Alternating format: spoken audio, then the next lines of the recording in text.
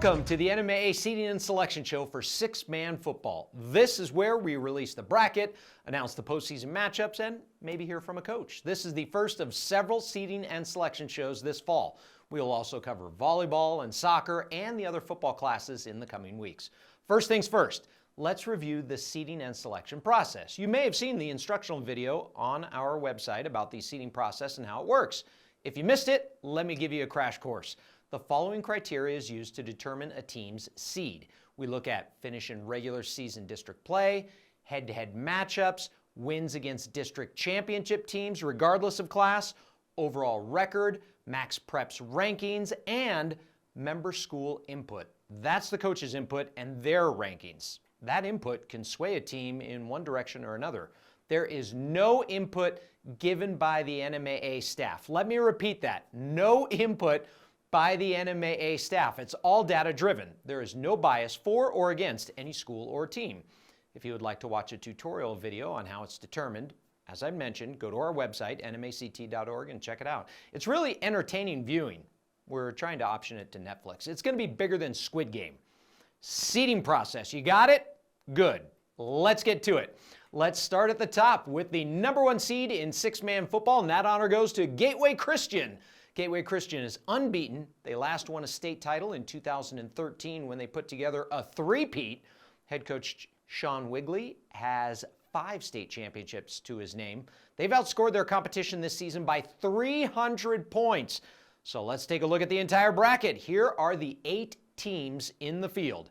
Top seed Gateway Christian gets Elida for the second time this season.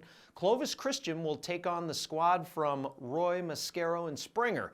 Clovis Christian has 2 losses to Gateway Christian and to Rhema, but they are coming off a 62-point performance on Thursday. Animas earned the number 3 seed. They get Mountain Air. Animas only has 1 loss to a team from Fort Hancock in Texas, but Animas hasn't played a game in almost a month. September 24th was the last time they were on the field for a game. Rhema is the number 2 seed. They will face Hondo Valley. Rhema's only loss this year was to Gateway Christian by a score of 49-34. Rhema says it was actually the best game for them to play at that point in the season. We know Gateway's tough. I mean, I watched a lot of their film. You see their guys. They got those big, tall kids, very athletic. Not only that, they're coached very well. They got 5 coaches, and so when I would watch film on them, if Elida would run a certain way 1 or 2 times, their defense changes. I mean, their coaches legitimately can make quick game time. I mean, you can just tell they're coached well. Sometimes a loss is not the worst thing in the world. It was a great game. I mean, all the way around, it was fun. Gateway hit hard. They're good too. I mean, Gateway's good, and those are the type of games that make you better. So it was absolutely a fun game. What would it mean to you, to the school, to the program, to the community, to get an opportunity to play for a blue trophy? And it would mean everything. It's something that has been our number one goal for 5 years. And like any program, that's everyone's goal.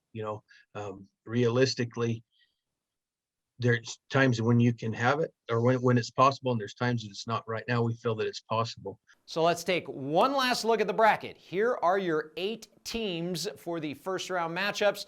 A winner will be crowned on November 6th. Good luck to all the schools. Don't forget, as we approach the state championships, you can watch the games on the NFHS network. So get a subscription and log on so you can watch the championship matchups. That's going to do it for our 6-man football seeding and selection show. Just a reminder, next weekend we'll have the seeding and selection show for 8-man football and then soccer. Coming up later to a computer near you is Class 2A through 6A football along with volleyball. We have got it all. Make sure you tune in to all of those. Until then, thanks for watching, and remember to compete with class.